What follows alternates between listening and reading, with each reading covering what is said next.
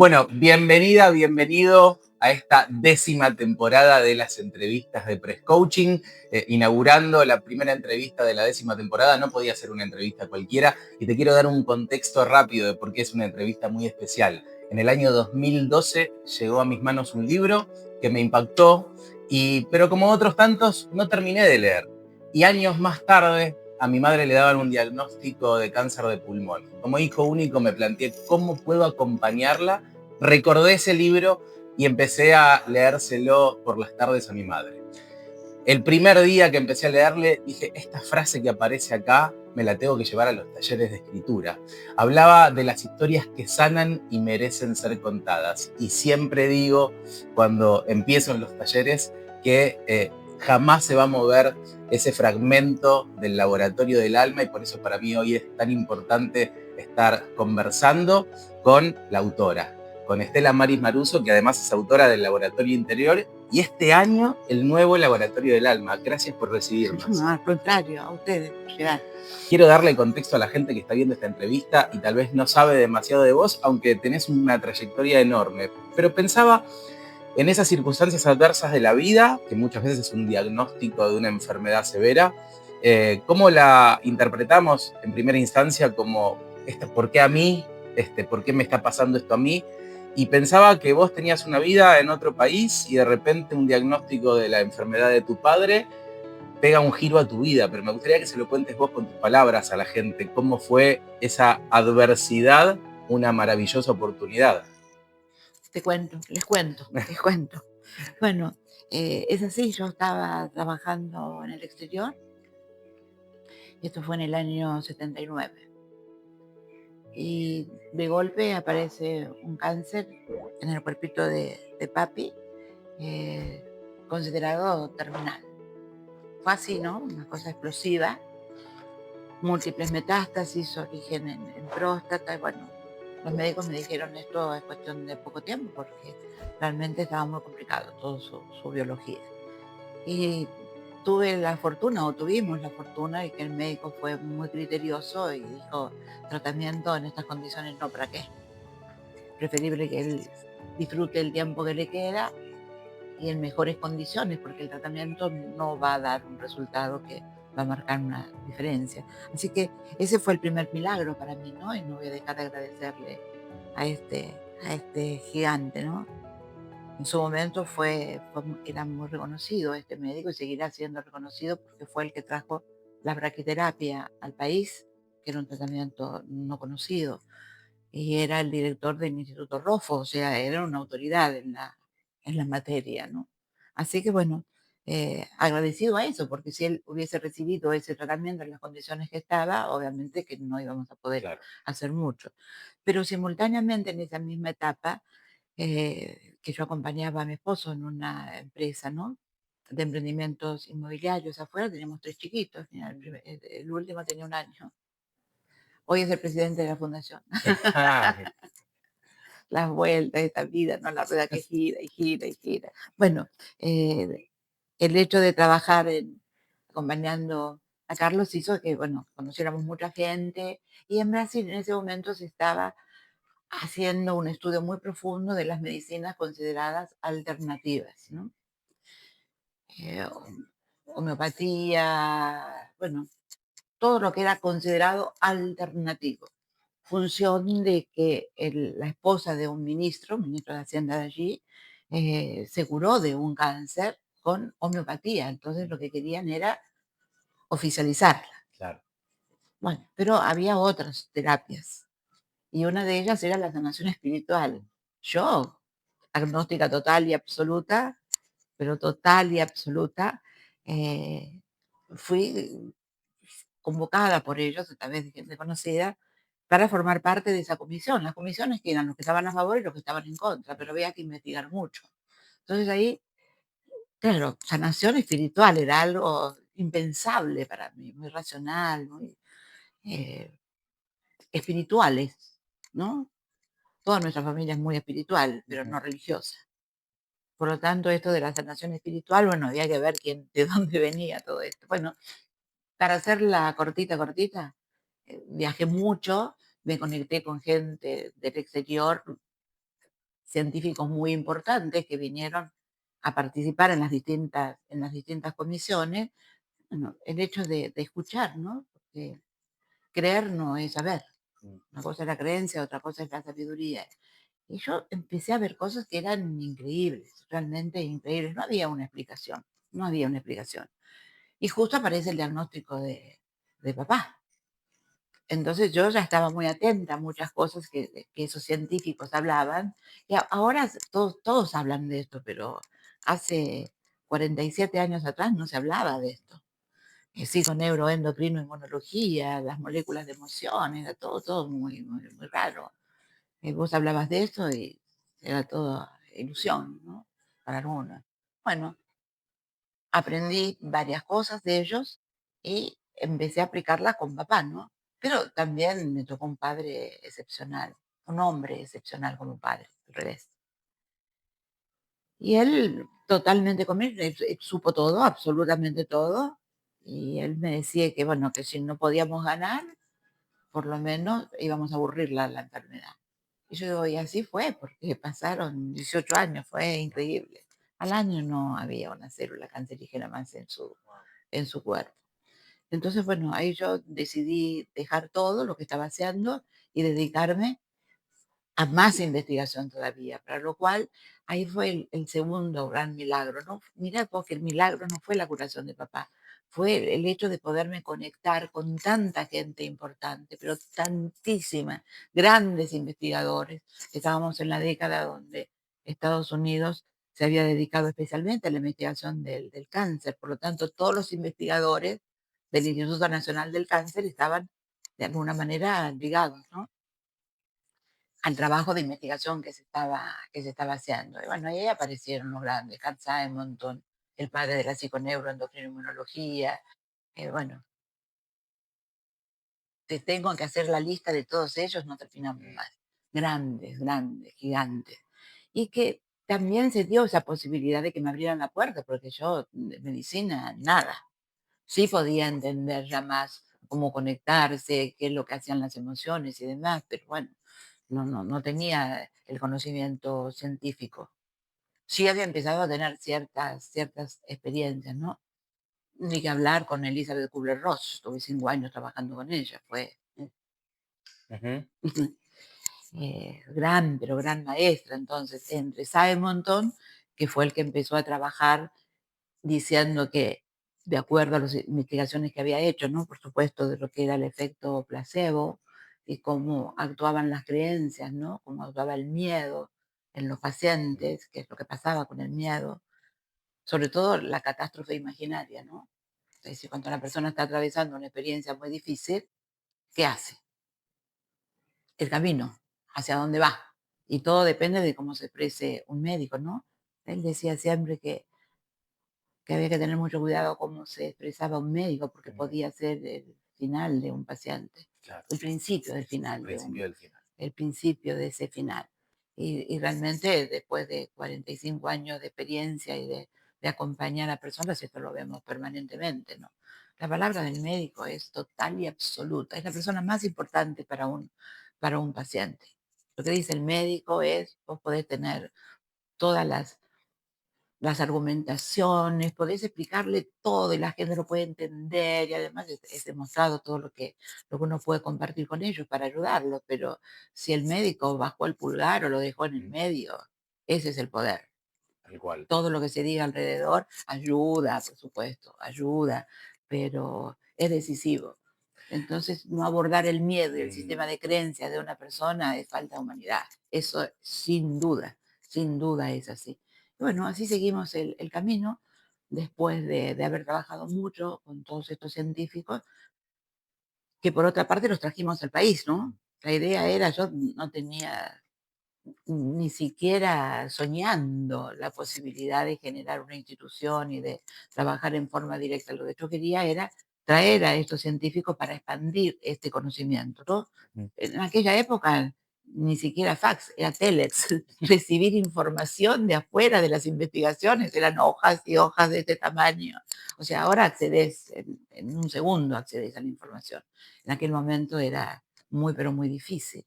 Entonces la idea era traerlos a ellos acá, cosa que también fue maravillosa, que accedieran con Estela. ¿Quién era Claro. Estela? Ujú, Si bien ya estaba la fundación en marcha, pero no tenía un aval fuerte. Es decir, el aval era el contacto que habíamos tenido durante todo ese tiempo y mi curiosidad, ¿no? Que realmente fue muy grande, porque no dejé ningún lugarcito ahí. Que por supuesto a mi esposo tengo que agradecerle todo, absolutamente todo, porque teníamos una criatura de 1 año, una de 3 y una de 5. Y la madre que siempre estuvo, de pronto dedicarse a todo esto, ¿no? ujú. Pero insisto en esto porque sin él esto no lo hubiese podido hacer. Bueno, ahí trajimos a todos, a todos, a todos, a todos, a todos, la Facultad de Medicina, el aula magna, porque la idea era que toda la comunidad científica pudiera tener acceso, ¿no?, Ujú, a toda esta información. Pero también me di cuenta de que era una información más para muchos, pero ninguno tomó, ¿no?, ujú, la posta. Y yo hablaba, bueno, hay que trabajar desde la medicina interdisciplinaria, esto es lo que hay que lograr. Y después me di cuenta que también la interdisciplinaria suma, pero no alcanza. Tenemos que hablar ahora de la transdisciplina, que es un concepto diferente. ujú. La Integrador. totalidad, integrador y todo junto. Porque si no es bueno, vos tenés un nutricionista, tenés obviamente el especialista, ¿no?, en la afección que tenés, pero trabaja las emociones por separado, pero no hay una unión de Ujú. profesionales. Y ahí tomé la decisión de, bueno, de trabajar mucho más fuerte con la fundación, y es lo que estamos haciendo ahora.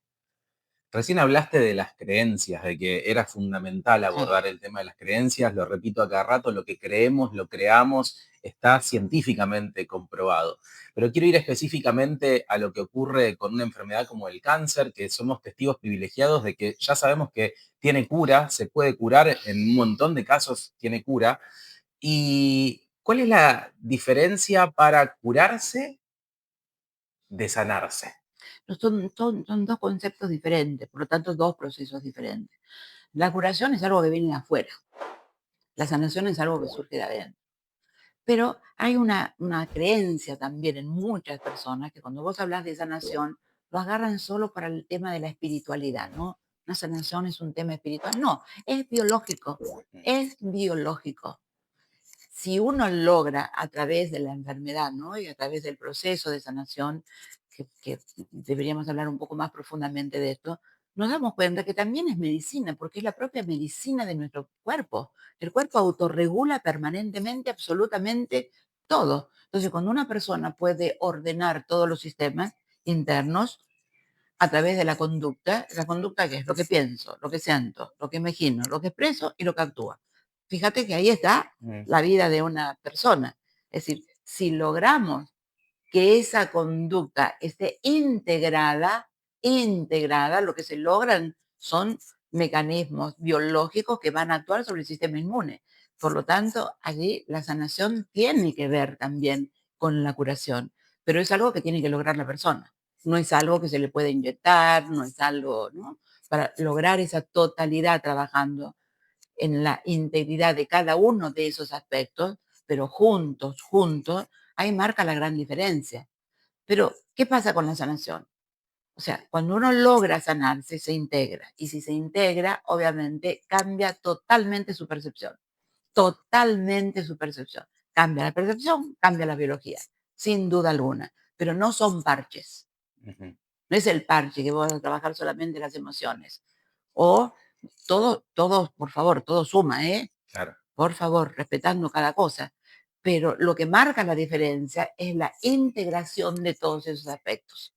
Porque a veces uno se da cuenta que para también cambiar un estado de ánimo, también depende de la nutrición. Ujú, también. Es decir, cómo generar los mecanismos endógenos, ¿no? A través de la nutrición, a través de la afectación, que es muy importante, cómo nos afectamos las personas, es muy importante la biología de las creencias, la biología de las emociones, eh, la historia no resignificada, ¿no? Mm. Esta cosa de decir, bueno, esto es lo que pasó, y decir, bueno, ¿y el perdón? ¿Qué es el perdón? ¿Qué es el perdón? para mí, ¿eh? No Ujú. sé, hay personas que pueden compartir lo que estoy diciendo y otros no, pero el asunto no es yo perdono, yo, una persona desintegrada totalmente, tengo el poder de perdonar. No, sí tengo el poder de resignificar, o sea, darle un significado diferente, pero para eso hay que utilizar las tres inteligencias, de tantas que hay. La inteligencia personal, inter, con el otro, que es extremadamente importante, o sea, cómo me llevo conmigo, cómo me llevo con los demás, y después incorporar la espiritual, que no tiene nada que ver con lo religioso. Si una persona está religada espiritualmente, Ujú. genial, genial. Decimos siempre en la fundación, cualquier camino que te transforme en mejor persona es extremadamente espiritual. El secreto es Mm. ese. Pero que una persona realmente pueda evolucionar es ir todavía más allá de todo lo que yo te estoy hablando ahora, ¿no? Ujú. Es decir, es una percepción mucho más profunda, mucho más significativa de la vida. Entonces uno empieza a descubrir que si estamos acá no es para resolver problemas, ¿no? Esos tres sistemas que tanto hablamos, las personas que acompañamos, yo puedo considerar que la vida es una serie de problemas para resolver, ¿no? Siempre hay que hacer algo, siempre hay que resolver, siempre hay que hacer, siempre para tener, para lograr, para tratar, ta, ta, ta, ta, ta. Está el segundo estadio, que es considerar que, bueno, que las situaciones que tenemos que enfrentar siempre traen la oportunidad de una transformación. Y después está la otra, cuando realmente ya te realizaste y cambiaste toda tu percepción, pero todo. O sea, eso es como renacer, ¿no? Mm. Entonces pones cada cosa en su lugar. Ya la enfermedad no tiene tanta importancia, ya no me secuestra los pensamientos, ¿no? Los deseos contrariados, no me secuestra también mi pasado, esto como iniciaste nuestro encuentro, esto es decir, ¿y por qué a mí, no? Ujú. ¿Y por qué a mí? Nadie va a encontrar una respuesta al por qué. Y no, no adherimos a esto de querer buscar una razón para justificar el por qué estoy enfermo. Obviamente que mis emociones y mis circunstancias pueden haberse sumado a un proceso, pero nadie nos puede decir por qué nos enfermamos. Nadie. Siempre es multifactorial, depende de un montón de factores. Hay algunos que con la epigenética ahora esto también se pudo blanquear un poco, ¿no? Es decir, cómo actúa el estilo de vida en la expresión de nuestros genes. Antes era lo genético, porque es lo genético. Bueno, podemos nacer con una genética de libro maravillosa, divina, y sin embargo tener que pasar por una experiencia. O al revés. Iba a ir justamente a la siguiente pregunta que tiene que ver con esto que aparece. ¿Se puede prevenir la enfermedad? No, hay que construir salud. Ujú. Hay que construir salud. Mm. Como depende de tantos factores que una persona tenga que pasar por la experiencia de una enfermedad. Pero lo que no, yo siento que no es correcto porque hace daño es adjudicarle la enfermedad a una persona, a una circunstancia, a un estilo de vida, a cómo no supe mejorar la situación, y ahí viene todo ese recuento de que fue una tonta, que viví para los demás y no me puse en el primer lugar. Son cosas que ya no sirven, no sirven. O sea, preguntar no el por qué, sino el para qué. Y aunque no sea el para qué, pero si yo encuentro que ese para qué me va a transformar en mejor persona, y si me transformo en mejor persona, cambio mi conducta, y si cambio mi conducta, cambio el comportamiento de mi biología, todo tiene un sentido práctico. No podemos estar perdiendo el tiempo en querer descubrir el por qué, porque nadie lo puede garantizar. Ahora, si vos le adjudicás poder a alguna situación que te pasó, pero tenés que asumir. ¿Qué haces con eso ahora? ¿Encima culpable? Ujú. ¿Encima culpable? No, yo tengo que poner todo mi poder ahora para mirar hacia adelante y yo lo puedo transformar. Y es una excelente oportunidad. Bueno, yo arranqué dándote las gracias por haber escrito y publicado El Laboratorio del Alma, porque entiendo que así como me fue de gran ayuda a mí, hay infinidad de personas que seguramente empezaron a dar ese pasito hacia la evolución, hacia esto de, che, se puede construir salud, depende mucho de los pensamientos. Bueno, todo lo que trajiste recién, que lo plasmas muy bien, con mucha claridad en el libro, y te agradecí. Pero la pregunta ahora es, ¿Te resultó a vos personalmente un proceso sanador contar tu historia? ¿Crees que es sanador poder escribirla? Sí, ¿sabes por qué? Porque uno puede compartir en qué se transformó. En el libro esto intentamos o intenté que quede claro, ¿no? Que cuando contamos las historias que merecen ser contadas, no es para llegar a la curación, Ujú, no es para llegar a la curación, es la consecuencia de llegar a la curación. Es decir, lo importante es en qué se transformaron esas personas atravesando la experiencia de una enfermedad. Entonces, esa historia merece ser contada, porque eso es lo que a uno le parece que no puede resolver. Es decir, trae una mochila cargada de situaciones y encima viene un diagnóstico. Entonces, si la atención va a esa situación, no se genera la otra situación. ¿En qué se transformaron? Primero, la mayoría de las personas que pasan por una experiencia, ¿no? de sanación integral, que insisto, termina en la biología. ujú, Es decir, ¿qué es lo que dicen? Todos dicen, pero yo estaba muy enfermo antes de enfermarme. Cuando podemos explicar exactamente cómo funciona esa integridad. Porque la especialidad se paró. Y cuando se paró, lo que nunca estuvo separado, porque esto no es nuevo. Cuando hablamos de psiconeuroendocrinoinmunología siempre ocurrió eso, solo que ahora se encausó y ahora podemos tener la evidencia científica, pero siempre fue así. Entonces, la especialidad dio mucho, pero sacó mucho también, le sacó el poder al paciente. No sé si estoy clara con esta explicación. Que yo la entiendo. Quiero llevarte a justamente otro libro que me parece que trae algo fascinante y quiero unir esas partes. Brian Weiss, en su libro Muchas vidas, muchos maestros, plantea esa dificultad del científico que está ante la evidencia de que hay algo por fuera de lo físico. Eh, Me gustaría irnos hacia ese lugar donde los científicos empiezan a abrirse a otras posibilidades para la sanación, como en el caso de Brian Weiss, la hipnosis, y es su descubrimiento de ¿hay vida después de la muerte? ¿O qué es esto que llamamos vida? ¿Cómo ves este cambio de paradigma? Cuando surge esta pregunta, que surge muchas veces, la gente dice, ¿hay vida después de la muerte? Y yo digo, ¿por qué no te preguntas si hay vida antes de la muerte? Preguntarte si hay vida antes de la muerte, ¿no? ¿A qué llamamos vida?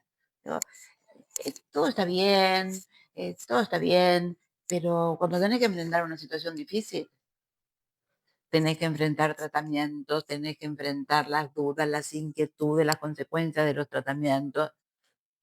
Uno no puede llevar a ese lugar. Ujú, Eso tiene que venir solo. Cuando una persona logra su propio proceso de evolución, encuentra sus respuestas adentro.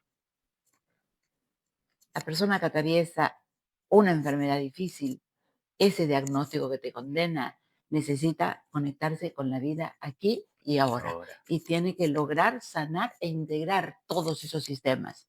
Porque un pensamiento es biología, una emoción es biología. Puede sumar o puede restar.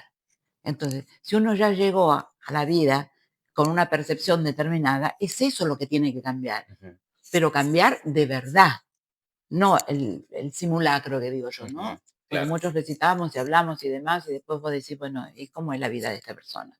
¿Cómo vive esta persona? Ujú, ¿No?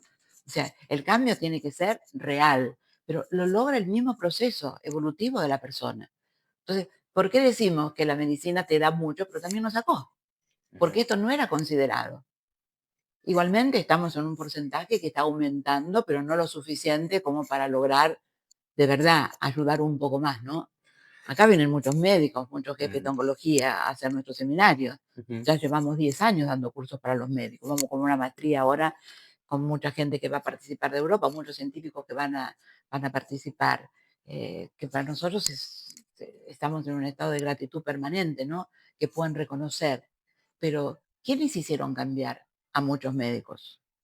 La información, los propios pacientes. Porque los médicos se sorprenden de ver la diferencia que tiene en el transcurso de la enfermedad aquellas personas que hacen un trabajo auténtico de sanación e integral. E integral. Ahí estamos en la transdisciplina, ¿sí? Ujú. Es decir, no es esto más esto, porque uno dice, bueno, trabajo, a ver, terapia, ¿suma? Claro que suma, no alcanza. No alcanza. La nutrición suma, ¿cómo no? Suma, pero no alcanza. El poder descubrir esto, la medicina de la complejidad y salir de la medicina de la evidencia, es terrible. Ujú. Terrible me refiero, es un golpe duro, pero muy duro a las creencias que las personas tienen. Porque si a vos te dicen la palabra cáncer, ya solamente la palabra cáncer. Y después, como, como personas sin poder, ¿no? Porque el poder es muy importante. El poder es muy importante, tener un poder determinado. Pero no todos tienen el poder de enfrentar un diagnóstico condenatorio Ujú. de una manera que el propio cuerpo genere mecanismos de autorregulación Ujú. que vayan al sistema inmune. Claro. En ese momento, yo digo, gladiadores con pie de arcilla, nos caemos, ¿no? Yo tengo mucho poder, todos tenemos un cierto poder, pero ni siquiera el dinero y la suma más grande de dinero que uno pueda llegar a tener puede enfrentar una situación de esa manera y decir, yo esto lo puedo resolver. Entonces, no había esta información de saber lo que es una emoción, cómo un pensamiento llega a la expresión de un gen. Esta información no la teníamos, Ujú. pero para eso hay que trabajar, hay que cambiar. Y lo más difícil para todos nosotros es cambiar. ¿Cómo se acompaña de manera adecuada a una persona que recibió un diagnóstico de una enfermedad severa? Bueno, ahí está el tema. Los libros pueden inspirar, los libros pueden inspirar y te pueden mostrar un mapa, pero no es el territorio. El mapa lo tenés. Ahora se habla mucho de todo esto. Antes de hablar de las drogas endógenas era, ahora se habla de serotonina, dopamina, todo el mundo. Bueno, el tema es que tenés que bajar al territorio. Y el libro me dice a mí que sí, la serotonina y que yo puedo generar serotonina, pero no te habla de la sinergia de las drogas endógenas. Y la sinergia es un trabajo personal de cada uno.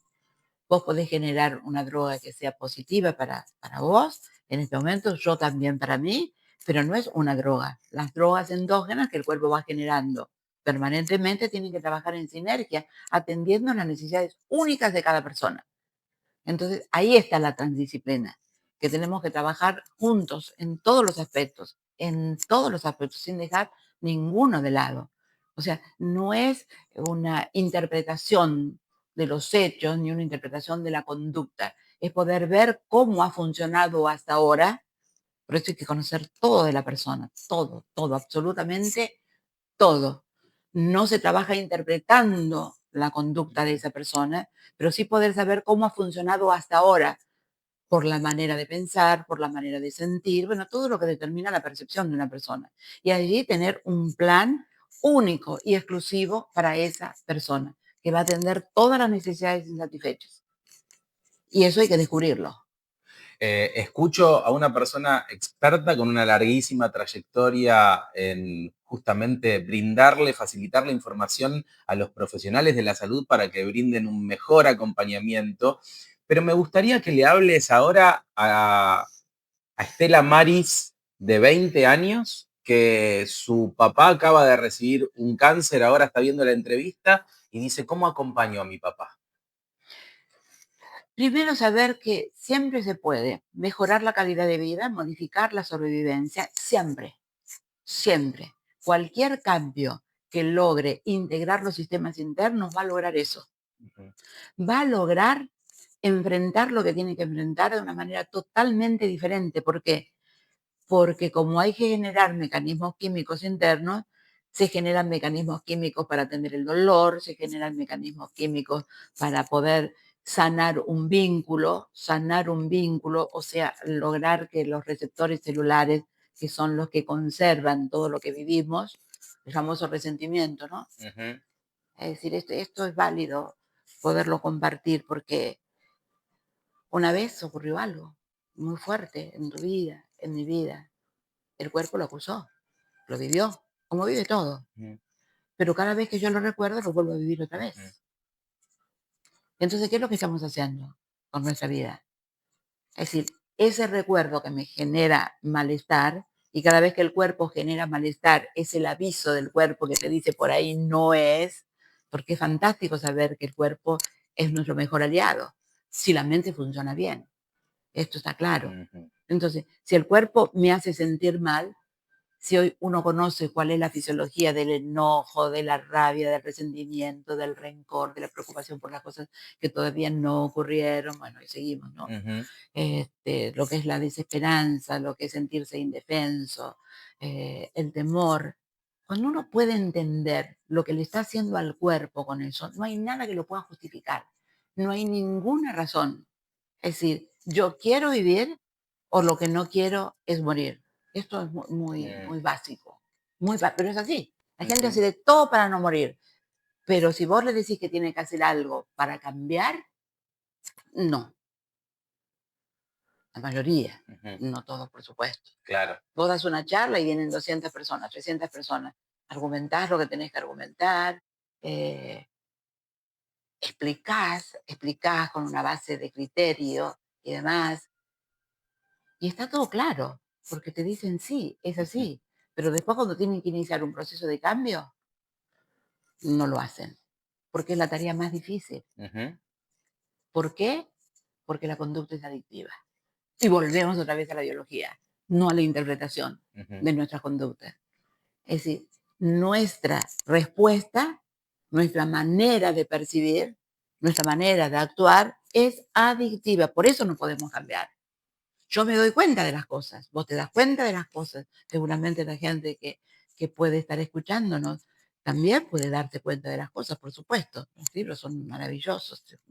Está todo muy bien. Bueno, andá y cambialo ahora.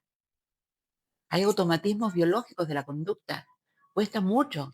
O sea, hay un proceso de la inconsciencia o la ignorancia. ujú, Yo esto no lo sabía, a pasar a darme cuenta que esto no es bueno para mí porque esto no construye salud. Lo que yo tengo que hacer frente a la enfermedad, construir salud.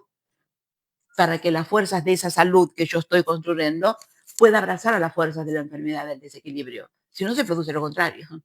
Según como yo percibo y a través de cómo yo he vivido hasta ahora, es totalmente lo contrario. Entonces, si es adictiva, ¿por qué es adictiva? Porque es como un fármaco, son fármacos que actúan de acuerdo a mi manera de vivir. Entonces, ¿cómo hacemos para limpiar eso que está internalizado, esa conducta? No me alcanza con darme cuenta. ¿El libro qué hace? Te ayuda a darte cuenta. Bueno, después hay que trabajarlo eso. ujú. Y para trabajar eso, al menos en mi experiencia, aprendí que solo tal vez pueda, pero que es muchísimo más difícil, o mejor dicho, por el positivo. En comunidad todo es más fácil. Y yo veía que tenés un montón de programas acá en la fundación, y hay el programa Para, que es uno de los programas que me sorprendió el número, 135 ediciones del seminario de medicina cuerpo-mente. Pasaron muchísimas personas por acá. Eh, Contanos, por favor, a quién están dirigidos. Sabemos que hay programas para profesionales de la salud, para personas que recibieron el diagnóstico y entiendo que también para familiares que acompañan a esas personas. Ese es otro tema también muy importante, que hay que incorporar a la familia. La familia puede ser parte de la medicina, puede ser parte de la enfermedad. Y no alcanza con el amor. Mm, No, pues yo te quiero mucho, pero no alcanza con eso. De verdad que no alcanza. Y por otra parte, también hay que ayudar al que acompaña, ¿no? ujú, ¿Quién acompaña al que acompaña? ¿Y de qué manera? Y no es, no es con la terapia. ujú, La terapia es un elemento más, pero no ve la totalidad. El para, si está considerado como un programa muy importante, porque hemos recibido mucho aplausito, ¿no? De lugar, no estoy destacando quién es importante y quién no mm, es importante, pero poder llegar a los lugares que llegamos con ujú, el para, ¿no? A tal punto de la Real Academia de Medicina de España ya está interesado en nuestro programa, ¿no? Y se está investigando. En Harvard se está investigando ya, Ujú, porque están investigando todo, absolutamente todo. Se llama NERS el programa, ujú. eh, que tiene un poco la base nuestra, ¿no? Están investigando qué pasa con un paciente llamado extraordinario. Antes lo llamaban, tenían otros nombres, ¿no? Entonces decía excepcionales, hay pacientes excepcionales. Mi padre era un paciente excepcional. A mí no me gusta la palabra excepcional, porque es una excepción, Claro, no es una no es una excepción. excepción. Hay personas que son realmente extraordinarias porque logran hacer un cambio, pero logran hacer un cambio para poder vivir mejor, no con un objetivo, no aferrarse. Yo hago esto porque quiero curarme. Es otro tratamiento más. Esto no es un tratamiento para la enfermedad. Realmente es una ayuda para que la persona pueda cambiar su percepción total y que su interior, toda ese misterio tan increíble del cuerpo que te permite percibir todo, absolutamente todo, pasar de estos 3 estadios, es decir, mi vida es problemas y problemas y problemas y problemas y mi historia y tengo que resolver esto y tengo que hacer esto, tengo que hacer lo otro y el por qué me enfermé y demás. O sea, la persona cambia y empieza a encontrarle un sentido al vivir, no a su vida, al vivir. O sea, rescata la sacralidad de estar vivo, ¿sí? Y además abraza la ley de incertidumbre, fundamental. Vivimos. ¿Qué hacemos? Transitoriedad, impermanencia. Son 3 leyes para los que vienen y para los que se van. Y nosotros esto no lo entendemos. O sea, pensamos que la muerte es una tragedia, ¿no? Ujú. Obviamente que la vida es maravillosa, pero algún día vamos a llegar al final. La vida es entre que venimos y entre que nos vamos. O sea, darle un sentido más trascendente a la vida, encontrarle ese sentido no es fácil para las personas. O sea, creemos que el sentido es algo que me gusta hacer, pero después termina una adicción. Entonces, muchas veces eso que me gusta hacer, porque yo soy feliz, termina siendo un impedimento. Es como una distracción y te perdés de vos mismo porque crees que es solamente eso. Cuando empieza a funcionar toda esta biología, integrando todos los sistemas que son increíbles, cambia esa percepción y la persona pierde el miedo. Acepta algo que es extremadamente difícil para muchos de nosotros, aceptar lo que es, ¿no? Aceptar lo que es. Las personas no aceptan el diagnóstico, no aceptan lo que va a pasar, están preocupados por lo que quedan, bueno, todo lo que se genera bajo esta situación. Pero cuando realmente nuestra biología empieza a funcionar como fuimos diseñados para funcionar, ¿sí? Que es integrando mente, cuerpo, emociones y espiritualidad, ahí está el milagro. Ahí está el milagro. Entonces, un paciente extraordinario tiene que trabajar adentro de sí mismo, tiene que saber quién es. Puede decir, bueno, ¿y vos quién sos? Todavía no lo sé. Es un trabajo casi de toda la vida, ¿viste? Porque uno se identifica con sus roles, con, bueno, con todo lo que nos identificamos permanentemente. Y el ego nos domina, esta es la realidad y la conciencia no aparece. Entonces, cuando aparece la conciencia, vos ves que los pacientes pierden no, ya no experimentan más el miedo, no lo experimentan más, están muy atentos, respetan el tratamiento, esto también es muy importante, valorar el tratamiento. Hay gente que se somete al tratamiento no creyendo, pero es lo que tiene que hacer. Y encima la familia dice que es lo que tiene que hacer. Y no siempre ese tratamiento solo logra el proceso de sanación. Ujú, Hay muchas personas que logran una remisión, pero después vuelve. Es un tiempo de respiro. ujú. Hablando de tiempos de respiro, pasaron más de 12 años desde la Estela Maris que escribió El Laboratorio del Alma, El Laboratorio Interior, y este año publicás de nuevo El Nuevo Laboratorio. ¿Qué cambió de Estela Maris de aquella a la de hoy que plasmó en este libro que publicaste este año? ¿En qué cambió?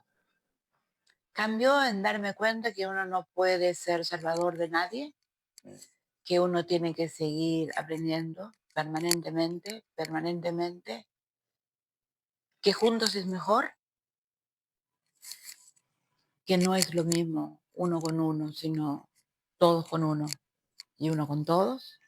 Esta cosa de decir, es esto y nada más que esto, ¿no?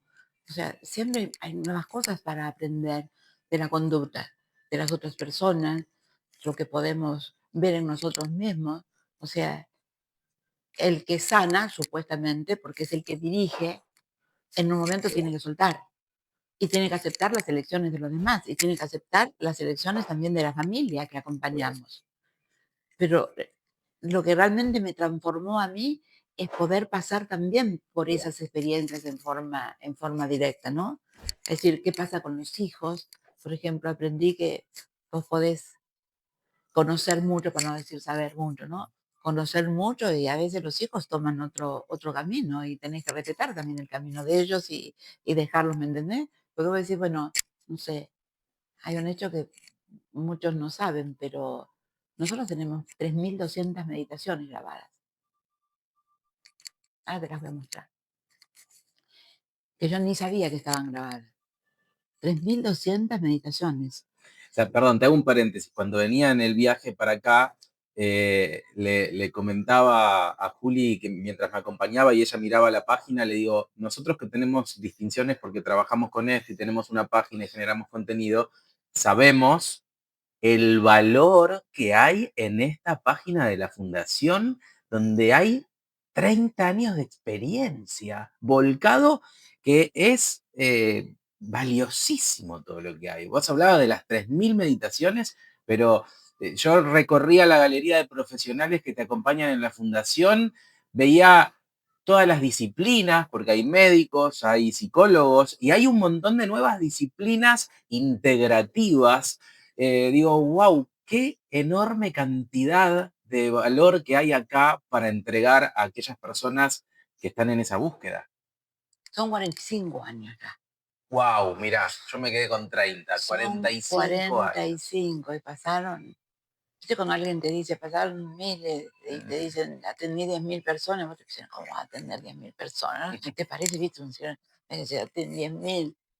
Bueno, cuando hicieron ciertos registros acá, eh, son más de 60.000 personas. ¿Sí? Pero atendemos 4 generaciones. Empezó el abuelo, el hijo, el nieto, ahora ya son chiquitos, teníamos programas, por ahí no vieron en la página porque no creo que esté en la página. Águilas de Luz, nosotros empezamos con cursitos también, mira, se llaman cursitos, para enseñar a los chiquitos, ¿no? Y también a los Bueno, qué adolescentes. Y importante. hoy vienen los adolescentes que ya son grandes, que Claro. tienen hijos y le traen a los hijos, ¿viste? Y se sigue. Y yo creo que eso, que en eso yo me transformé, ¿no? En poder valorar más, pero no desde si la persona se curó o no se curó de la enfermedad, sino cómo se transforma una familia entera y cómo siguen esas familias, ¿me entendés? Porque los chicos vienen y me dicen lo que yo aprendí, porque por ahí un chiquito acompañaba a la mamá o al papá si tenían que hacer alguna actividad que tiene que ver con el cuerpo, ¿no? Por ejemplo, el movimiento del cuerpo, ejercicios de respiración, que ahora viste todo una respiración mindfulness, como si fuera nuevo. Y te vienen los chicos que le enseñan a sus hijos y ellos ayudaban a respirar a sus padres, ¿no? Claro. Entonces, vos ves que no es una obra solamente que si se curó, éxito. Si no se curó, porque tuvo que irse, no fue exitoso. El proceso es un proceso transformador que no es solamente para la persona, sino para el entorno también. Y esto creo que es lo que me asombró mucho y valoro tantísimo, que antes no valoraba eso, porque era un desafío. Si papá lo había logrado, todos lo podían lograr. Y no es así. Y no es así. A veces llega el mensaje tarde para la persona, ¿viste? Ujú. Cuando, cuando llega el momento, porque también acompañamos, por supuesto, ¿no? Es decir, la persona que entró acá, la acompañamos si es que tiene que ya partir, también en la partida, que es un área que no es fácil, Ujú. porque también tienes que acompañar a toda la familia, ¿no? Este, y yo creo que eso tiene la riqueza, que vos podés mejorar la calidad de vida, que podés modificar tu sobrevivencia, que podés realzar la calidad de transición. No es lo mismo la transición de una persona que hizo un trabajo de sanación que aquella que no lo hizo. No es lo mismo. ¿Y por qué no lograr una remisión espontánea, no? ¿Por qué no? Pero no hay que aferrarse a eso. Yo hago esto para lograr curarme. No, yo me tengo que sanar. Si yo me integro, esa integración biológica va a ayudar en ese proceso. Ya vivir más y vivir mejor. Antes me contabas que tu hijo es el presidente de la fundación. Me imagino que para un padre eso debe ser una satisfacción enorme, ver un hijo que continúa con un legado. Eh, Escuchándote, la cantidad de gente que pasó, más de 60.000 personas, 3 libros. ¿Qué motiva hoy a Estela Maris a levantarse y a seguir adelante jugando el juego de la vida? ¿Y qué es esa motivación que te hace saltar de la cama cada día? ¿O hay días que te levantás sin ganas de levantarte? ¿Sabes cuándo? Cuando hay mucho dolor, Ok, pero igual me levanto. bien. Yo digo que hay que poner el espíritu adelante y cuando vos tenés que hacer algo que te llene, pero que te llene totalmente, lo haces. Habrá excepciones, por supuesto. Ujú. Pero vos decís, pero ¿cómo puede ser? Y sí, yo le digo a mis hijos, ¿no? Porque mis hijos dicen, pero mamá, ya son grandes. Tengo nietos de 28 años. Mira cómo pasó. Entonces no tomás nunca vacaciones. Digo, pero esa es mi vida. Esa es la vida que yo elegí. Hay otros que pueden sentirse, pero yo no nací para ser Susanita, de verdad que no. Pero no marco una diferencia, ¿eh? Al contrario, digo, miren qué capacidad que tienen para divertirse. Pero para mí esto es mi vida. Saber que siempre hay gente, ¿no? Y gente que uno necesita y que también compartimos mucho. Si te has visto la cantidad de profesionales, todos Ujú. esos profesionales llegaron acá, pero no como profesionales, vinieron para sanar algo. Mm. Llegaron a la fundación o para hacer el seminario o para hacer el para y se quedaron en la fundación. Y hoy son personas que ayudan también, porque el hecho de sentirte acompañada por una persona, cuando vos haces un trabajo de, por ejemplo, el para es un trabajo integral total, porque participa toda la familia en las jornadas donde uno da toda la explicación, ¿no? Científica. Después, todos los trabajos que tienen que hacer son los acompañantes de tareas. Después viene la confección del plan de salud. Después viene la entrega del plan de salud con toda la familia y con todos los que pueden venir. Y después viene un acompañamiento como mínimo de 3 meses con esa persona. O sea, vos no te vas de la fundación, quedás en la fundación con una persona que te va a acompañar las 24 horas. No la persona que te atiende una hora y terminó la hora y ya está, que es lo que corresponde por otra parte. Pero en el para no. El para vos vas a tener el compañero para que puedas cumplir el plan de salud y poder guiarte. Entonces, si tiene que pasar por una cirugía, si tiene que pasar por tratamientos que a veces son muy cruentos y demás, está el facilitador ahí. Entonces, pero son todas personas que ya pasaron por esa experiencia. Entonces vos tenés, bueno, especialistas de distintas. O sea, el especialista es increíble, ¿no? Porque ¿cómo puede ser que un oncólogo pueda atenderte con una visión transdisciplinaria? Y sí, ¿por qué no? Y sí, ¿por qué no? Un nutricionista, por ejemplo, poder saber también qué es lo que le pasa en la vida de esa persona, no solamente hacerle la dieta, ¿no? Es esto, es esto, es esto, es esto. El hecho de conocerse, yo creo que eso es lo que a mí me maravilla, ¿no? Cómo el juntos es mejor. Ahora, recién dijiste, aprendí que no soy la salvadora de todo el mundo, que no puedo salvar a todo el mundo, y me gustaría ir sintetizando, imagino que en la cantidad de casos que has conocido en estos años, alguno te ha tocado de el acompañante que quiere salvar a alguien que no quiere ser salvado. ¿Qué le dirías a esa persona que siente esa impotencia de querer ayudar a alguien que no se deja ayudar? y tiene que aceptar, que es otra de las gran lección que tenemos que aprender todos, ¿viste? Cómo nos cuesta aceptar. Pero es un milagro aceptar, es libertad que duele. Te liberaste de ese sufrimiento, ¿no? El dolor va a estar siempre, el dolor va a estar siempre, pero el sufrimiento no, nosotros podemos liberarnos del sufrimiento y aprender a aceptar. Lo que es, acepto lo peor para que empiece lo mejor y pueda tener un espacio donde también pueda ayudar a la otra persona aceptando. Sufres mucho, el que está pasando por la experiencia sufre mucho y el que acompaña obviamente también, pero cada uno tiene una manera de percibir. Entonces, cuando cambia la persona, una vez tuvimos un caso muy interesante, ¿no? De, de una muchacha que logró su remisión. Claro, era muy sumisa, bueno, características de su personalidad, de su carácter, de su temperamento, de su vida, ¿no? Entonces todo era así, la vivía para los demás, ta, ta, ta, ta, ta. Entonces, un día hizo una remisión y nosotros pensábamos que iba a partir en pocos días. Llegó a la fundación por su médica, pero la recomendación era para ayudarla a partir. Una médica que se había tratado también en la fundación, ¿no? Entonces, oncóloga ella. Entonces, se equivocó y en vez de ir por el lado del acompañamiento para partir, se inscribió en el PARA el mismo día. Nosotros no podíamos entender cómo esa mujer podía estar solita ahí, ¿no?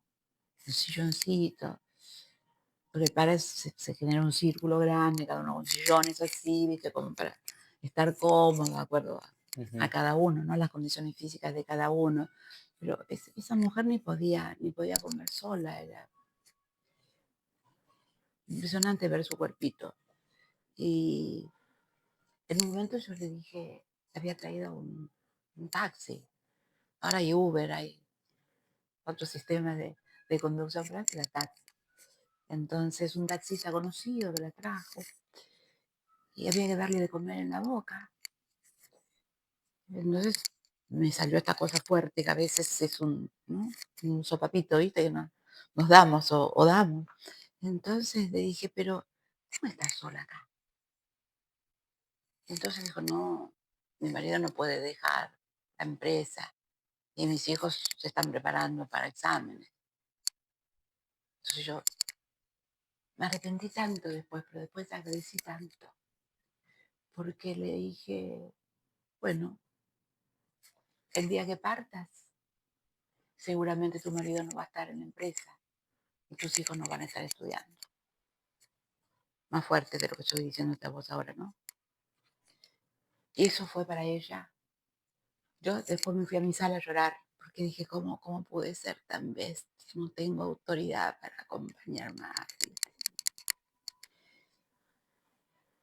Bueno, esta mujer agradece toda su vida ese cachetazo, porque es como que ahí se dio cuenta, ¿no?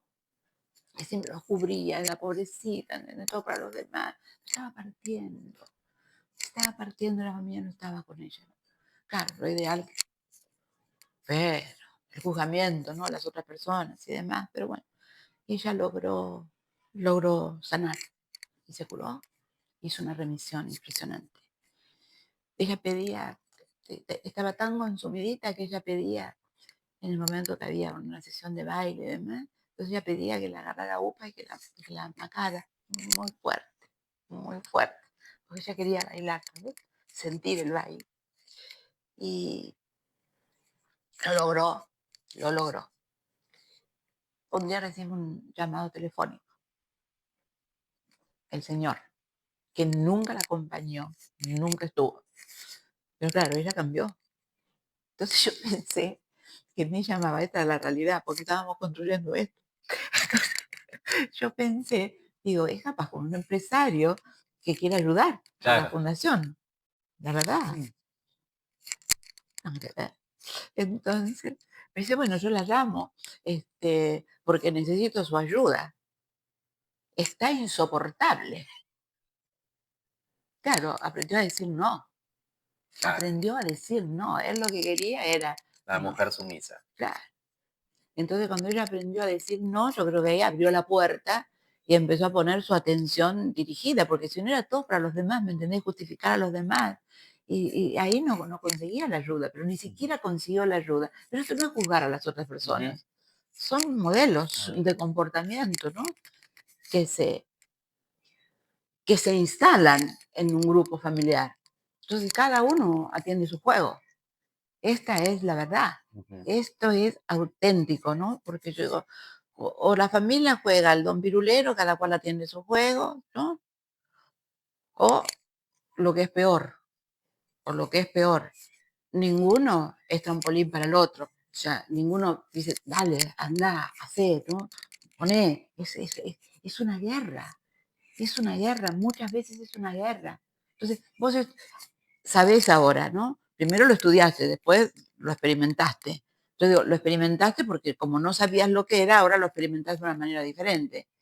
El enojo, un deseo contrariado, ya sabemos la fisiología del enojo. No es una estupidez, no es una estupidez. Bajan muchos niveles en la capacidad de respuesta inmune. Un enojo, No, no, un simple no. un simple La famosa enojo. mala sangre. ¿Eh? La abuela. Yo siempre cuento, Claro. la abuela me decía eso, no te hagas mala sangre, no entendía lo que era. Es mala sangre. Entonces, el enojo, la ira, la indignación, lo vivimos en la casa. Si a mí me tocas esto, no tenés por qué tocarme esto, porque esto es mío. Desde una situación así, que vas a decir, "Ay, es muy simple todo lo que está diciendo". Es simple, sí. Parece una tontería, pero para el cuerpo no es una tontería. No sabe diferenciar de dónde surge eso. Pero sabemos que el enojo, la rabia, la indignación, la duda, la culpa, son todos mecanismos que van al sistema inmune. Ujú, Entonces, después, claro, tenemos la inmunoterapia, ujú. gracias, ¿no? Los tratamientos más avanzados ahora, o los más nuevos, por así decir, para el tratamiento de enfermedades oncológicas, tiene que ver con la inmunoterapia. ¿Y qué hacemos nosotros con el sistema inmune? Si ya sabemos que lo que pienso, lo que siento, lo que imagino, cómo me expreso y cómo actúo va al sistema inmune, le estoy diciendo que no quiero vivir. Ujú. ¿Es una metáfora? ¿Será una metáfora? Es una realidad. Es una realidad. El sistema inmune recibe permanentemente, ¿quiere vivir o no quiere vivir? Claro, qué raro todo esto, pero ¿cómo es esto? Si yo, bueno, ¿querés sanarte? El cambio viene por ahí. Primero por entender que nosotros podemos crear salud a pesar de la enfermedad, ¿sí? Y podemos perder salud Ujú. a pesar de no estar enfermos. Si ahora lo sabemos esto, hay que actuar. Y hacernos cargo de ese enorme poder que tenemos. Quiero cerrar dándote gracias de nuevo, como empecé, No, por recibirnos, por haber escrito y publicado tus libros y por esta obra maravillosa. Voy a dejar todos los datos de la Fundación Salud al pie de este video para que si estás recibiendo un diagnóstico de enfermedad severa, si te toca acompañar o si sos profesional de la salud, para que conozcas la propuesta de Estela Maris. yo te agradezco mucho que estés aquí, que puedas difundir la obra, pero siempre lo digo, ¿sabes? Cuando hay alguna entrevista, esto no es para vender lo que hace la Fundación. Es para que se pueda expandir este trabajo y que cada persona sepa que cuando recibe alguna de estas noticias tan fuertes, tanto en su cuerpo o en el cuerpo de su ser querido, sepa que hay más cosas para hacer, para poder vivir más y mejor. Y por qué no lograr una remisión espontánea. Pero te insisto, esto no es para que venga más gente, porque tenemos mucha gente para atender. O sea, no estamos en esta situación de esto para que vengan, ¿me entiendes? Porque ninguno, todos los que estamos acá hacemos servicio. Es que si no, no hubieras escrito 3 libros. Y por eso insisto tanto con esto de la importancia de escribir para expandir ese conocimiento que otros necesitan. Si escuchaste algo que te hizo sentido, si crees que esta entrevista le puede resultar de valor a alguien que conoces o a vos mismo, compartila. La idea es esa, experimentar la gratitud de expandir lo que a otros les está haciendo falta. Gracias. Gracias a vos.